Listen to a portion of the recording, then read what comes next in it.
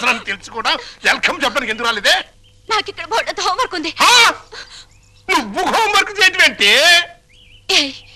ఎగతాళిగా మాట్లాడుకో. ఆ రఘురామయ్య గారింటికి మన కూతురు కోడలుగా పంపడానికి ఇక్కడ నేను ఎన్ని తంటాలు పడుతున్నానో నీకేం తెలుసు? నా గర్భశత్రు ఇంటికి నా కూతుని కోడలుగా పంపిస్తావా? మన జీవితానికి విలన్ అనుకున్న వాడింటికి నాగుపావుని వదిలావనుకో, ఊహించుకో.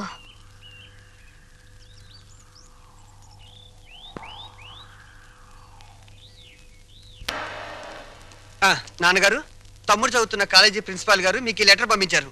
ప్రిన్సిపాల్ చదువు.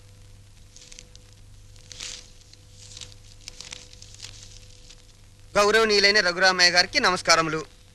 మీ అబ్బాయి రవి గురించి ఒక ముఖ్యమైన విషయం మాట్లాడాలి. బయలుదేరి వస్తే ఒక ఆత్మహత్యను నివారించిన వారు అవుతారు. ఇట్లు భవదీయుడు Bhavani Prasad, principal, MRC college. మీ అబ్బాయి రవి ప్రవర్తన ఏం బాగోట్లేదు. అయితే వాడు మా రవి అయి ఉండడు. తమ పిల్లల గురించి పెత్తండ్రి అలాగే అనుకుంటాడండి. కానీ మీ వాడు సామాన్యుడు కాదు. కొత్తగా చేరిన స్టూడెంట్స్ని ర్యాగింగ్ చేయటం, ఆడపిల్లల్ని అల్లరి చేయటం, లెక్చరర్స్ని ఏడిపించడం. మా ప్రిన్సిపాల్ గారిని కూడా ఏడిపిస్తున్నాడండి. ఎస్, మీరు మా